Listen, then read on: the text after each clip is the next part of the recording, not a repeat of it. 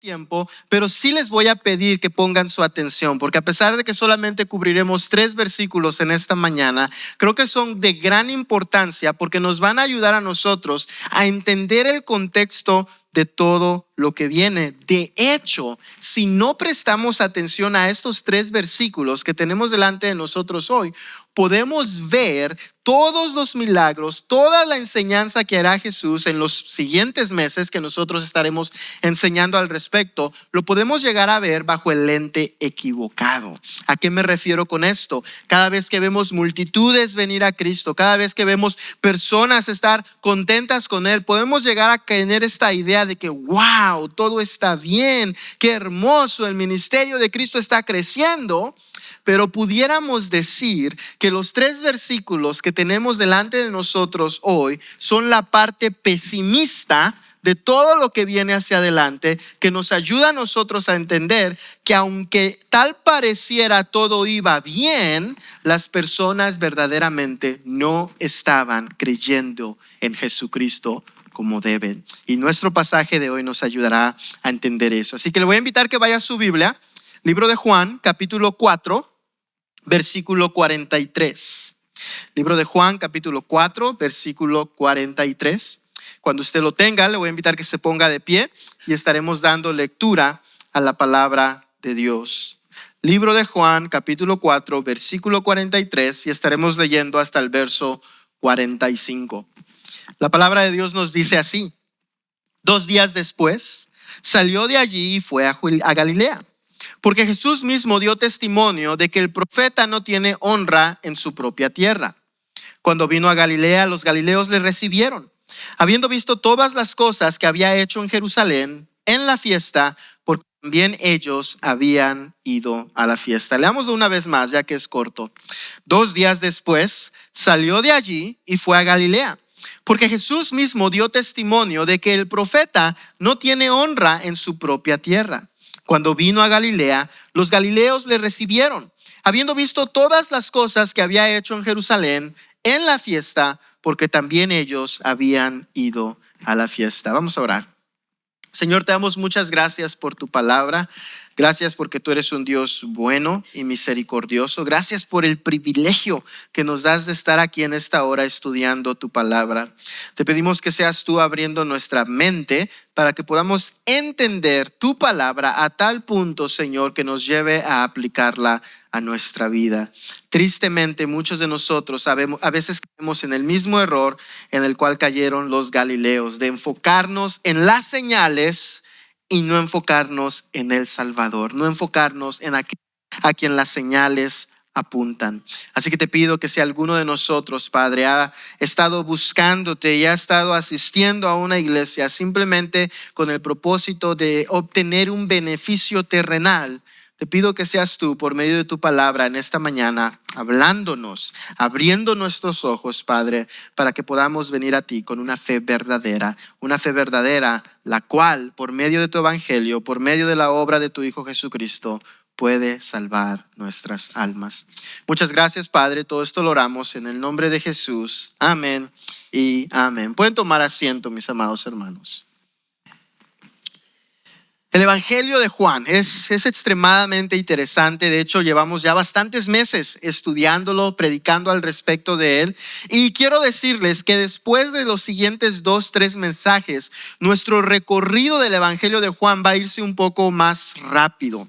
Y la razón de eso es porque pudiéramos decir que Juan, su estilo, su manera de escribir, lo que él ha hecho en estos primeros capítulos, hoy estaremos, Dios mediante, y la semana que viene terminando el capítulo 4, estos primeros 4 capítulos, pudiéramos decir que lo que hace Juan es, nos da todo el trasfondo, nos da todo el contexto que tú y yo necesitamos para poder entender el resto del Evangelio, poder llegar hasta el capítulo 21 y poder entender y comprender todo lo que está sucediendo, tanto en el ministerio de Jesús, tanto en la vida de sus discípulos, tanto en aquellos que los rechazan y tanto en nosotros que ahora tenemos el privilegio de leer este hermoso evangelio. Las primeras semanas que estuvimos en este evangelio, si bien recuerdan, estuvimos en el capítulo capítulo 1 y Juan nos dice estas realidades tan profundas acerca de Jesús, que este verbo que estaba con Dios fue hecho carne, y fue un gran aprendizaje que tuvimos. Y tal vez dijéramos, pero ¿qué pasó con eso? ¿Dónde está la conexión con todo lo que hemos estado aprendiendo? Bueno, en primer lugar, ha habido bastante conexión porque estamos viendo a Jesús, ese verbo encarnado, lo estamos viendo hacer su obra, su voluntad en este mundo. Pero conforme transcurren las siguientes semanas, comenzaremos a ver una conexión tan hermosa con estas realidades que si no las tenemos en nuestra mente, no vamos a lograr a comprender ciertos pasajes. De la misma manera, estos 3 versículos que Juan nos da antes de comenzar a decirnos varios milagros que Jesús hizo son muy importantes para que nosotros podamos entender, número 1, el propósito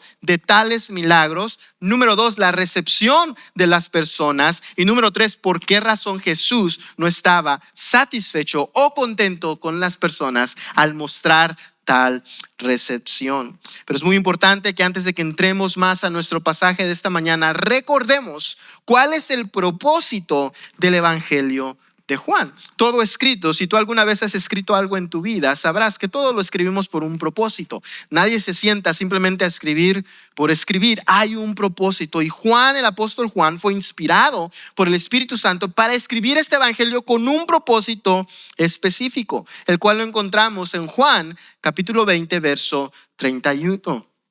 Capítulo 20, verso 30 y 31 nos dice así: hizo además Jesús muchas otras señales en presencia de sus discípulos, las cuales no están escritas en este libro, pero estas se han escrito para que creáis que Jesús es el Cristo, el Hijo de Dios, y para que creyendo tengáis vida en su nombre. ¿Se dan cuenta del hermoso propósito de este evangelio? Que podamos creer que Jesús es ¿quién?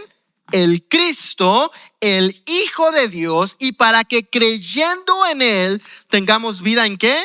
En su nombre. Así que ¿de qué se trata este evangelio? Se trata acerca de Jesucristo. Cada que tú y yo leemos un capítulo, cada que tú y yo leemos acerca de un milagro, el propósito por el cual Juan nos los da no es que tú te enfoques tanto en el milagro y digas, Señor, quiero que hagas eso para mí, sino que te enfoques en aquel a quien el milagro apunta, el cual es Jesucristo. Como veremos hoy, en las próximas semanas, el problema fatal que cometieron los galileos. ¿Y por qué me enfoco en los galileos? Bueno, Jesús, su ministerio, en este momento, Él está a punto de comenzar su ministerio en Galilea, el cual fue el más largo de todo lo que hizo Jesús. Literalmente 16 meses estuvo en la región de Galilea, predicando, haciendo milagros, dando parábolas, dando enseñanzas increíbles. La mayoría de lo que tú y yo conocemos del ministerio de Jesús sucedió en Galilea. Mas sin embargo, tristemente, a pesar de que estas personas lograron contemplar todo esto tan maravilloso que Cristo hizo, ellos no pusieron su mirada en Jesús, sino en los milagros. Lo cual se hace evidente cuando Jesús les dice a ellos: ustedes vienen a mí solamente por la comida que les di. Lo cual se hace evidente cuando Jesús, después de dar una enseñanza dura, cuando ya miles de personas le seguían, una sola enseñanza dura fue suficiente para que el texto de la Escritura nos diga que todos sus discípulos, muchos de ellos, comenzaron a irse. ¿Por qué razón? Porque la mirada de las personas estaba puesta en el milagro y no en aquel a quien el milagro apuntaba. Así que el propósito del mensaje de hoy específicamente, mi amado hermano y hermana, es que tú y yo podamos ponernos el lente correcto, porque estamos a punto de embarcar en una odisea tan hermosa en la que veremos cosas tan magníficas que Cristo hizo, y podemos cometer el error de quedarnos tan enfocados en esas obras, en esas cosas, y no ver la gloria de Cristo. Así que yo te invito que pongas tus ojos en Jesús. Pongas tus ojos en Jesús. El día de hoy veremos 3 cosas sencillas que suceden en nuestro pasaje. Número 1, se nos da un resumen de lo que acaba de suceder en Samaria. Se nos dirá que Samaria respondió a Jesús con fe verdadera. Número 2, se nos da un avance, un adelanto de lo que está a punto de suceder en Galilea. Se nos dice que Galilea no honró a Jesús como debía. Lo aceptaron por sus milagros, mas no por ser el Hijo de Dios. Y número 3, veremos que Galilea recibió las obras de Jesús sin recibir al que hacía esas obras. Así comencemos, mis amados hermanos. Punto número 1, Samaria respondió a Jesús con fe verdadera. Verso 43 nuevamente nos dice: 2 días después salió de allí y fue a Galilea. 2 días después de qué? Hemos pasado ya 5 semanas en este capítulo 4 de Juan y tal vez se nos haya olvidado que Jesús pasó ahí de paso. En otras palabras, ir a Samaria no era la meta final. ¿Recuerdan lo que se nos dice al principio del capítulo 4? Que Jesús tenía que ir ¿a dónde? A Galilea. Tenía que ir a Galilea. Mas sin embargo, en ese recorrido nos dice la escritura que le fue necesario a él pasar ¿por dónde? Por Samaria. Ahora quiero recalcar algo importante de esto que hizo Jesús y quiero mostrarles un mapa que les mostré cuando nosotros estábamos predicando acerca del capítulo 4. ¿Se pueden ponerme el mapa, por favor? Si ustedes bien recuerdan, para que una persona fuera a Galilea de Judea, donde estaba Jesús, había 3 maneras diferentes en las que lo podían hacer. Número 1, la primera manera y la que usualmente las personas tomaban es cruzaban el Jordán, iban al norte, esa es la línea café, y después cruzaban nuevamente el Jordán hacia la izquierda y llegaban a Galilea. La segunda, que muy raramente usaban las personas, era en vez de cruzar el Jordán, se iban hacia la izquierda y iban a toda esta área costal. De hecho, se le llamaba la Vía Mari. Y la Vía Mari era muy popular porque había mucho comercio, había muchas personas de diferentes lugares. Así que el tú emprender un viaje de Judea a Galilea por la Vía Mari era algo aterrador. Era como tratar de cruzar de Conroe a Houston en un día miércoles a las 4 de la tarde. Te vas a topar con un tráfico horrible, horrible. Entonces era una decisión muy poco común que las personas tomaban. Ahora, la manera más fácil de llegar a Samaria era cruzar desde Judea, cruzar Samaria y llegar a Galilea. Mas sin embargo, a los judíos no les gustaba tomar esa ruta porque tenían que toparse con los samaritanos, personas a quienes ellos veían como que no eran merecedores de la gracia de Dios. De hecho, ellos hablaban y decían que un samaritano era peor que un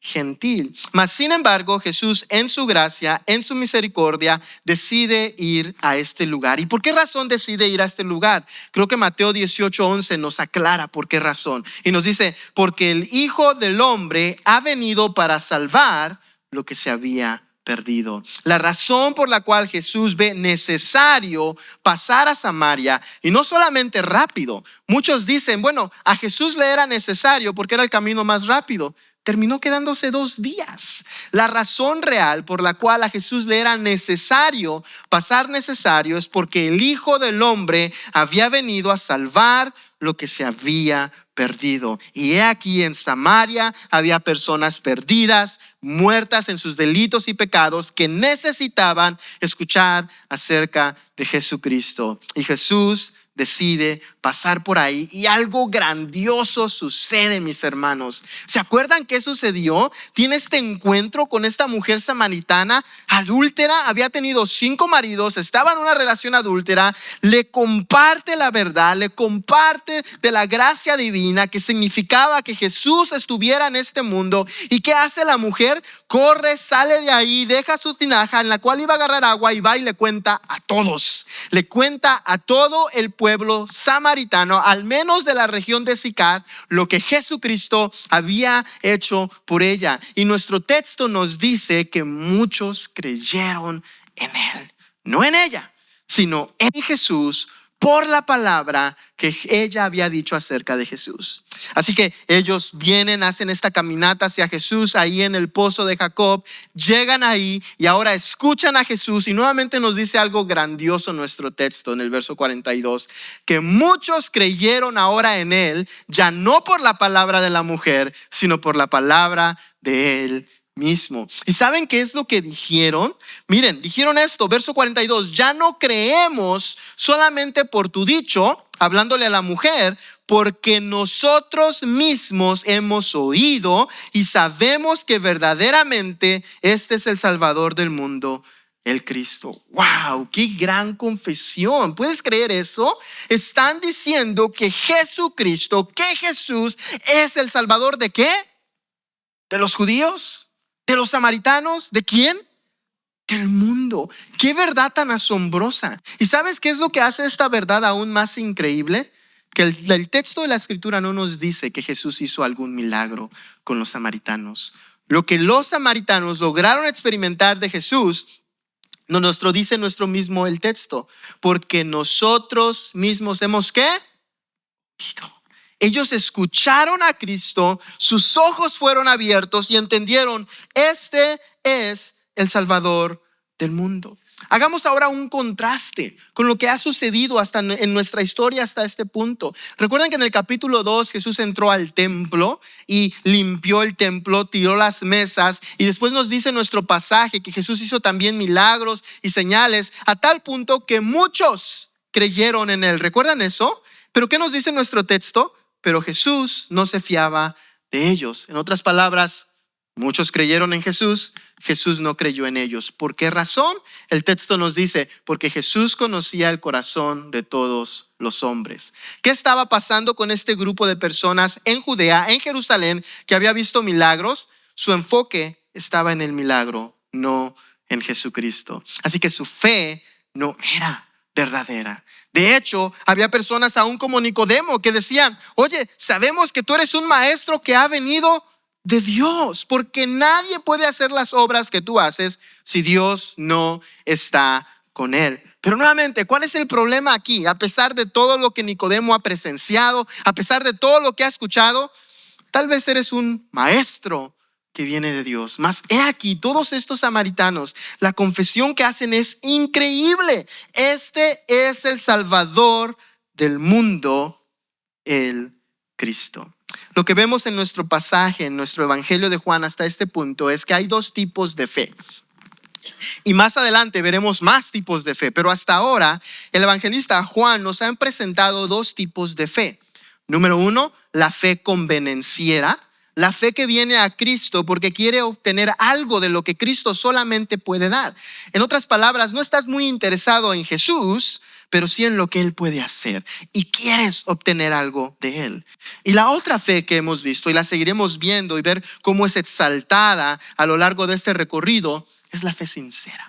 La fe que ve a Cristo y dice, no es por el milagro, no es por lo que puede ofrecerme, sino que este que tengo delante de mí es el Hijo de Dios. Esa es la fe que los samaritanos han presentado.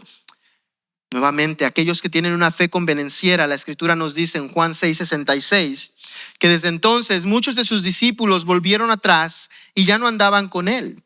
Dijo entonces Jesús a los 12, ¿queréis acaso iros también vosotros? Hay algo muy interesante que va a suceder en el capítulo 6 de Juan, y es esto: va a haber una ruptura, pudiéramos decir, en el ministerio de Jesús, en la manera que Él hace las cosas. Hasta este punto era milagro, milagro, señal y algo increíble. Pero algo que Jesús comienza a hacer bastante fuerte en el Evangelio de Juan es de que ya no solamente son las señales, sino que vienen acompañadas de enseñanzas, y enseñanzas que son fuertes. En el Evangelio de Mateo logramos ver el Sermón del Monte y nos damos cuenta, wow, qué fuerte hablaba el Señor. Así que Jesús comienza a enseñar de una manera fuerte, no solamente a hacer cosas buenas para la gente, sino hablarle cosas buenas a la gente. ¿Y qué sucede? Los discípulos comienzan a irse, a tal punto que Él le pregunta a los demás, oye, ¿quieren irse ustedes también? Pero noten lo que dice Pedro, verso 68, le respondió Simón Pedro, Señor, ¿a quién iremos? Tú tienes palabras de vida eterna. ¿Qué dijo Pedro? ¿A quién iremos? ¿Solamente tú das pescas milagrosas? No. ¿Qué dice? Solamente tú tienes ¿qué? Palabras de vida. Esto es muy importante que notemos. ¿Por qué razón es que los discípulos que se quedaron con Jesús se quedaron con Él? No por las señales, sino ¿por qué? Por la palabra. Nuevamente, ¿por qué los samaritanos llegaron y tuvieron a tener fe sincera en Jesús? No por las señales, sino ¿por qué? Por la palabra.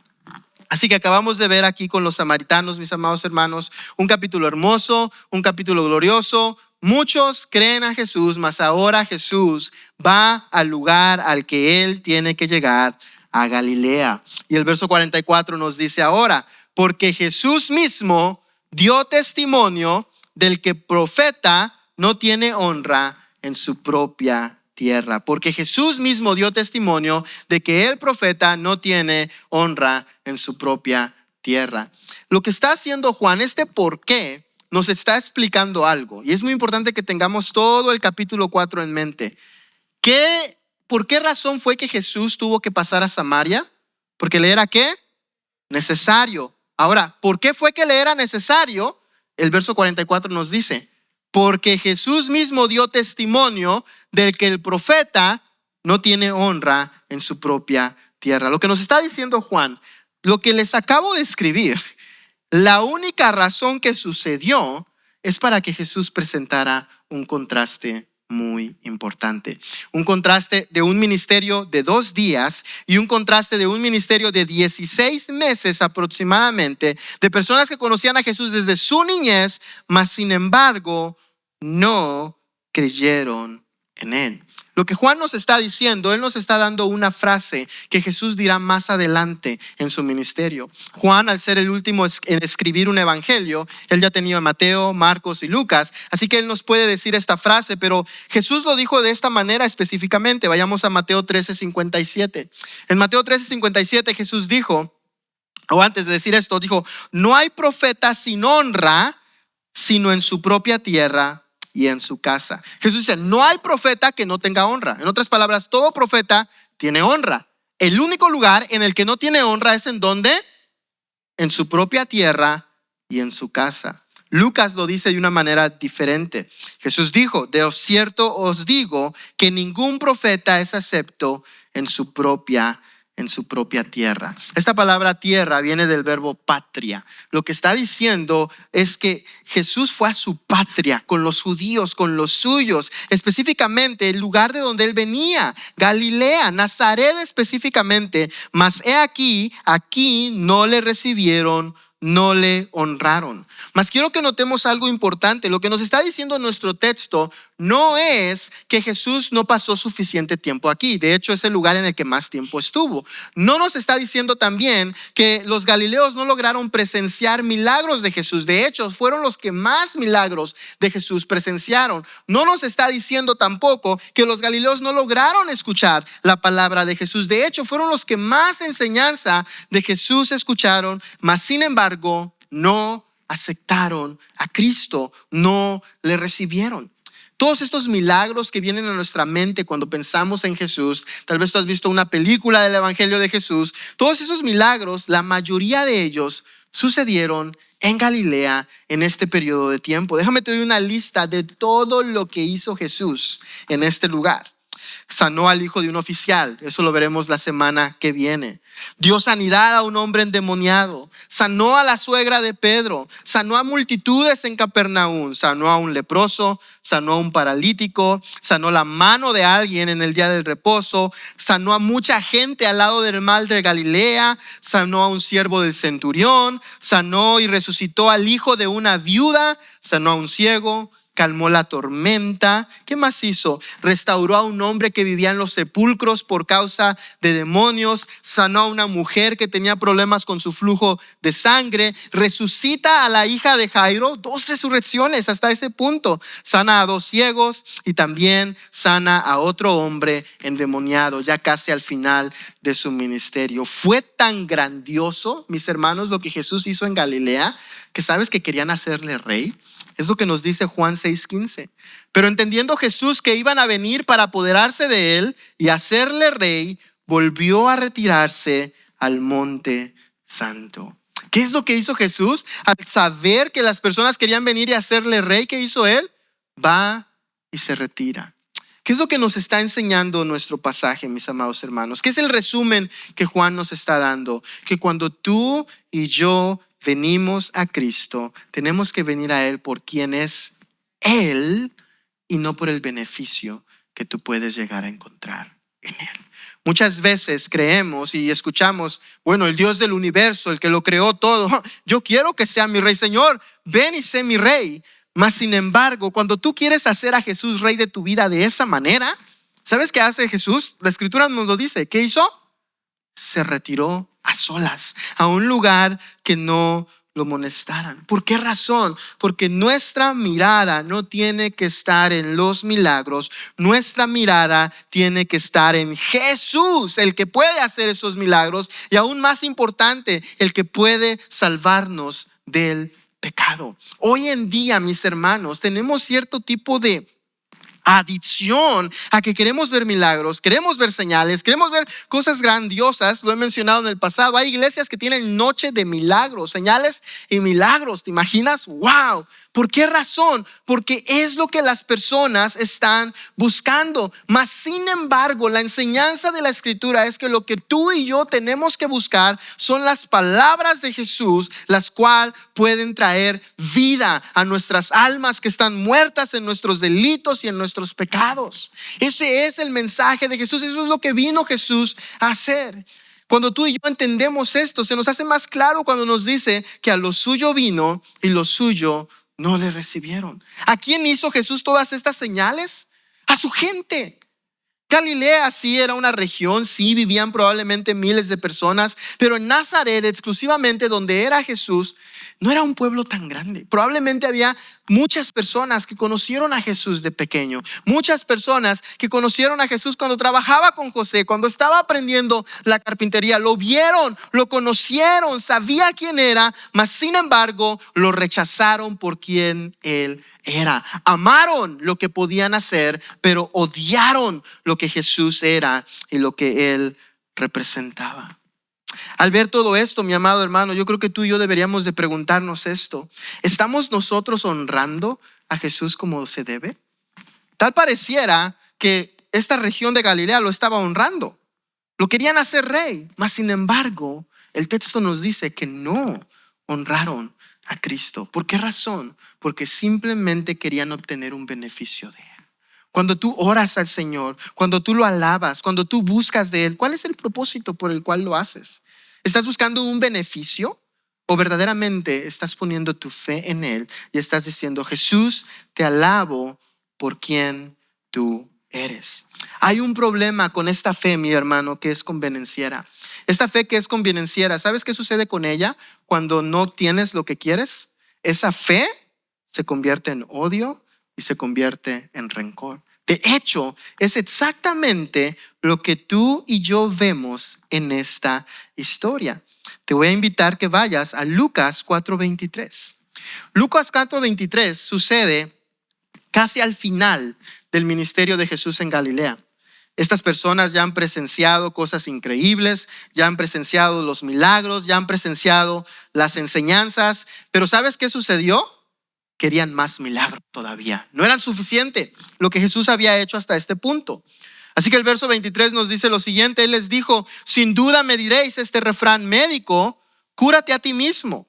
De tantas cosas que hemos oído que se han hecho en Capernaum, haz también aquí en tu tierra, haciendo referencia a Nazaret. Y añadió, de cierto os digo que ningún profeta es acepto en su propia tierra.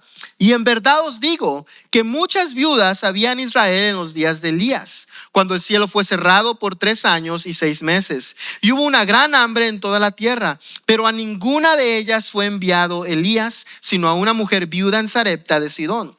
Y muchos leprosos había en Israel en tiempo del profeta Eliseo, pero ninguno de ellos fue limpiado, sino Naamán el sirio. Al oír estas cosas, Jesús está enseñando esto, el pueblo escucha. Al oír estas cosas, todos en la sinagoga, ¿qué pasó?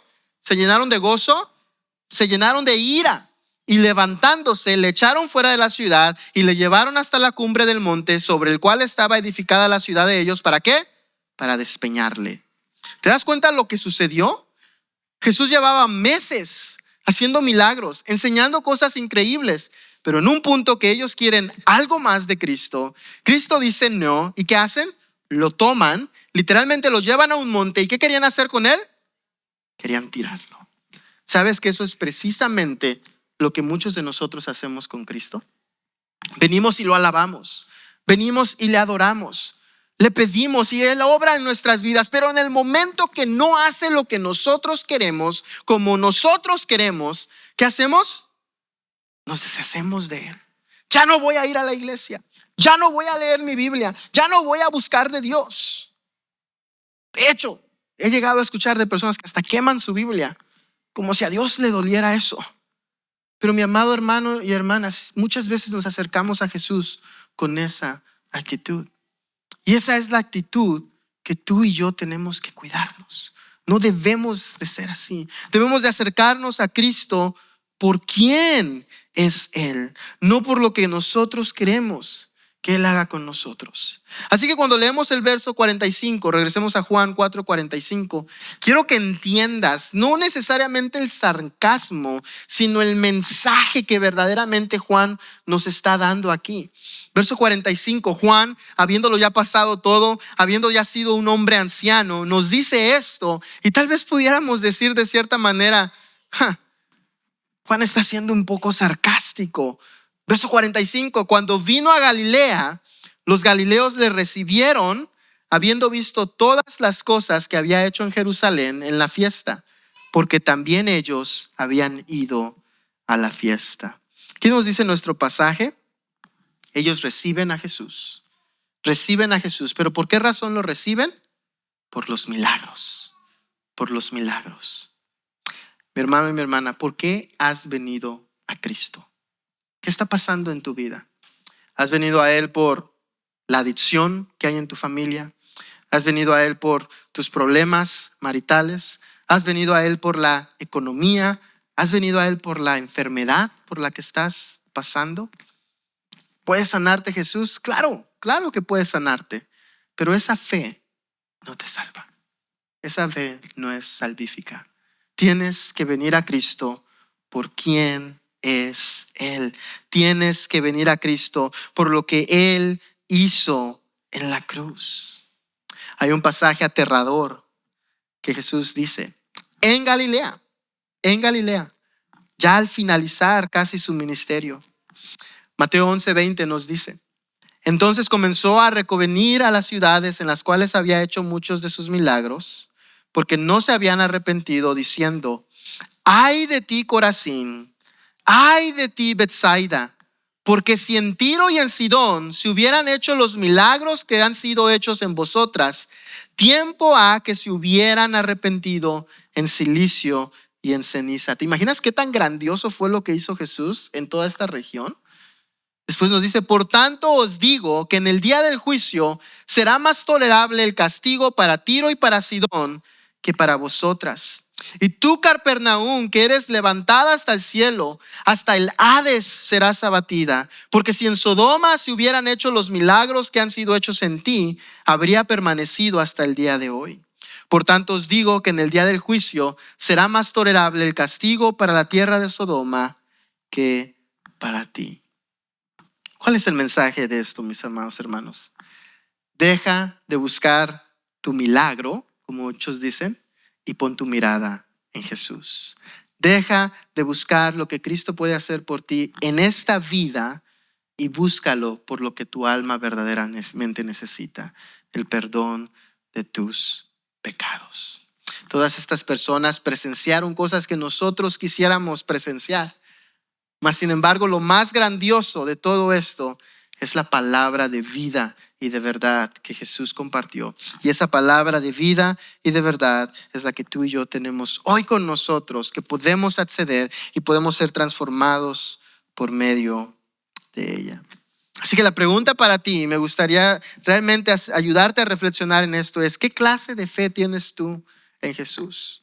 ¿La fe de los samaritanos o la fe de los galileos? ¿Una fe basada en lo físico, superficial, convenenciera, o una fe que verdaderamente ama a Jesucristo? Que verdaderamente ama a Jesucristo.